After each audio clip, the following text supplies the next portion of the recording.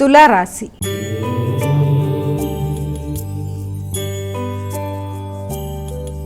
అమ్మ, తులారాశి వారికి ఎలా ఉంది ఈరోజు? గృహ సంబంధమైన విషయాల మీద దృష్టి కేటాయిస్తారు. గృహాన్ని అందంగా అలంకరించుకోవడం, గృహ విషయాలు, తల్లి యొక్క ఆరోగ్యం మొదలైన వాటి కొరకు ఆలోచనలు, అదే పరంగా వృత్తిపరమైన అభివృద్ధి కొరకు కూడా ఆలోచనలు చేసుకుంటూ ముందుకు వెళ్ళడానికి చేసే కృషి అధికంగా ఉంటుంది.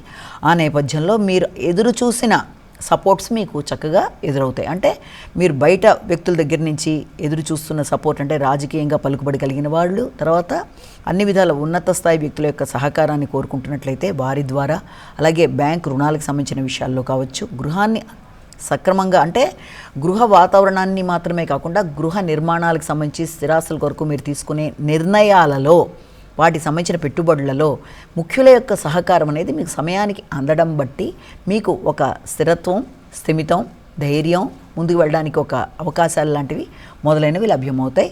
అంతేకాకుండా తండ్రి యొక్క ఆశీస్సులు మొదలైనవి కూడా లభ్యమయ్యే అవకాశం ఉంది. కమ్యూనికేషన్ కూడా అనుకూలంగా ఉంటుంది. ముఖ్యంగా బంధువర్గంతో చర్చలు జరిపేటప్పుడు ఆచితూచి వ్యవహరిస్తూ ముందుకు వెళ్ళాలి. వృశ్చిక రాశి.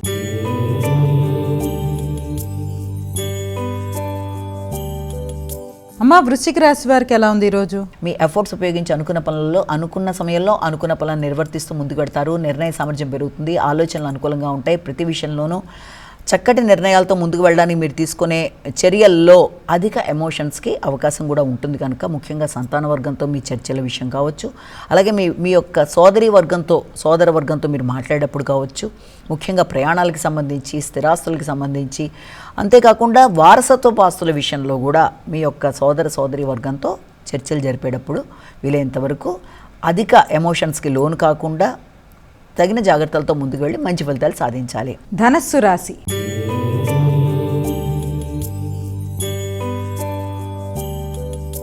అమ్మ, ధనుసు రాశి వారికి ఎలా ఉంది ఈరోజు? ధనుసు రాశి వాళ్ళకి ఆర్థిక సంబంధమైన విషయాల మీద దృష్టి కేటాయిస్తారు. ఆర్థిక విషయాల్లో ఆకస్మికమైన ఖర్చులతో కొంత ఘర్షణాత్మకంగా ఉన్నప్పటికీ ఆ ఖర్చులు మీకు ముఖ్యంగా మీ యొక్క ఈ స్థిరాస్తులకు సంబంధించిన విషయాల్లో కావచ్చు, సంతాన వర్గం అభివృద్ధి విషయంలో కావచ్చు, అన్నిటికంటే ముఖ్యంగా ఏదైనా మీ వృత్తికి సంబంధించిన ప్రయాణాలు, వృత్తిలో మీ యొక్క అధిక ఆదాయం కొరకు ఎదురు చూసిన విషయాలకు సంబంధించిన వాటికి అంటే వచ్చిన ధనం వచ్చినట్టుగా ఖర్చుపే పరిస్థితులు లాంటివి మొదలైన వాటికి అవకాశాలు ఉంటాయి. కాబట్టి వీలైనంతవరకు స్థిరాస్తులు పెంపొందించే విషయంలో ఆకస్మికమైన ఖర్చులు కూడా ఉంటాయి కనుక ఆ విషయంలో కూడా కొత్త స్థిరాస్తుల్ని ఏర్పరచుకునే నేపథ్యంలో సరైన విధానంలో ఆత్మీయుల సంప్రదింపులతో ముందుకు వెళ్ళడానికి ప్రయత్నాలు చేయాలి.